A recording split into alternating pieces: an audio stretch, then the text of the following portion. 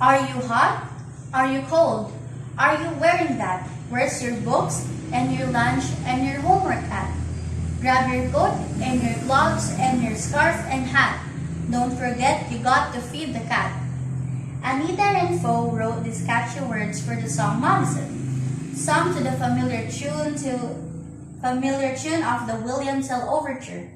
Her words best describe the typical day of mayhem through the eyes of a mother.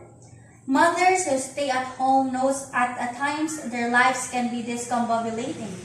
Despite the chaos, stay-at-home mothers get the tremendous responsibility of only having one chance of raising their children in such a way that makes a difference in their children's life and in society.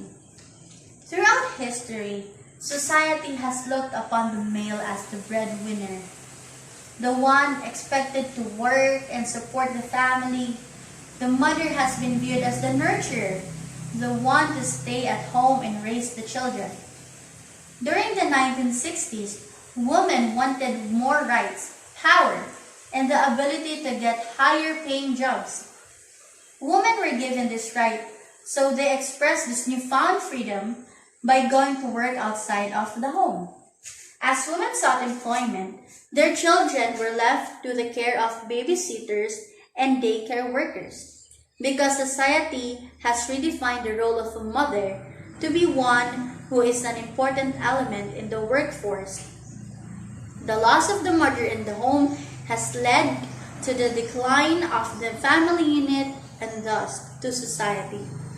This forfeiture has created a generation for whom social morals and values are not as important as they were once. Perhaps this is due to a working mother being absent from the home where she is unable to personally instill these ethical standards in her children, thus giving her children to receive their value system from strangers. Society truly does begin at home, assessed Sivlin Yeman. So, in order to return to culture with better morals and values, the importance of the role of the stay-at-home mother should be restored. In this way, stay-at-home mothers can improve society. It is disappointing when mothers are devalued for staying at home to raise their children. Richard Laurie states, "There is something valuable in a mother's caring for her own child. In general, no one can take care of your child in the same way his or her mother would. A mother's care is usually superior to daycare, since she naturally wants what is best for her children." According to a non-partisan public agenda survey in 2000, roughly 80% of parents with children 5 and younger say a stay-at-home parent is best able to give children the affection and attention they need. A mother's individual care can also curb the aggression that is evident in the daycare centers. A study done by the National Institute of Child Health and Human Development reports that kids in non-maternal care tend to be associated with the qualities such as gets in lots of fights, cruelty, explosive behavior, talking too much, argues a lot, and demands a lot of attention. Teachers who worked in a preschool environment, like my daughter, are frustrated with how badly the children usually behave. Workers in daycare are governed by strict rules which prevent them from disciplining children the way one can do at home. This causes a disregard and loss of respect for others, because many children grow up thinking they can do whatever they want. Today, many of the younger generation act like they are owned something.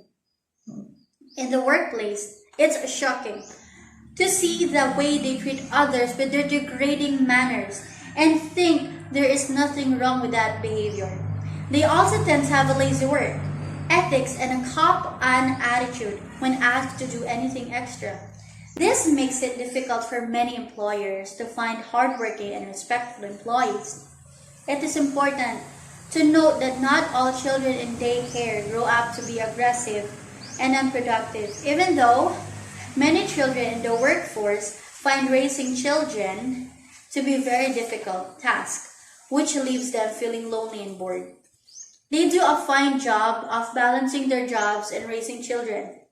These women enjoy being able to show their children the advantages of working outside of the home.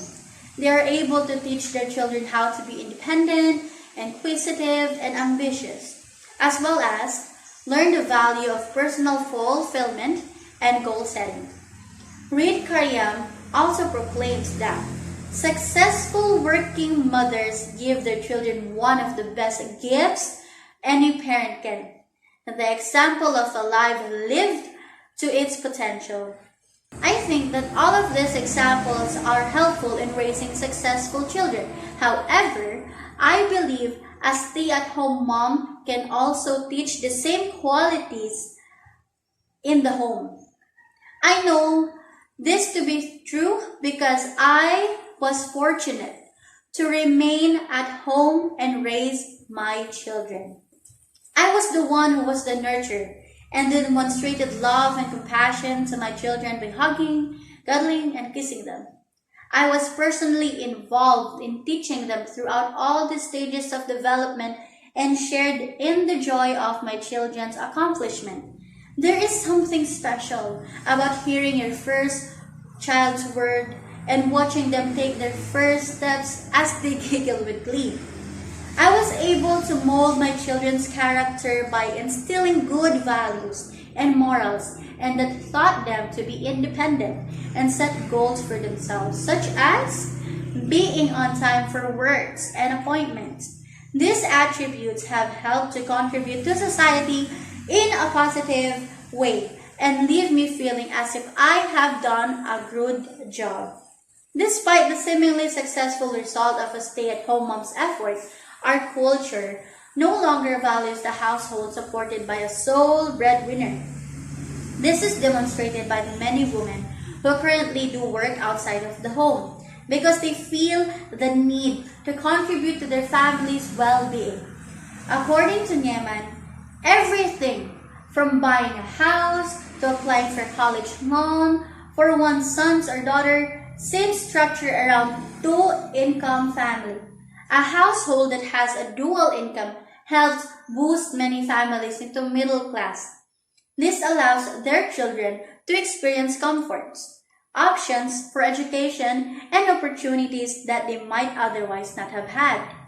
As tempting as this extra income may be, couples should be careful that this does not impact the relationship as husband and wife. When spouses compete for power in the workforce and then return home, too tired to deal with the many needs of their children, the harmony of the family unit can suffer. This is because the husband often feels threatened by the success of their wives. Stephen Rhodes claims that men are more likely to divorce women who are ambitious. Laurie explains that just the specter of divorce creates a kind of intramarital arms race.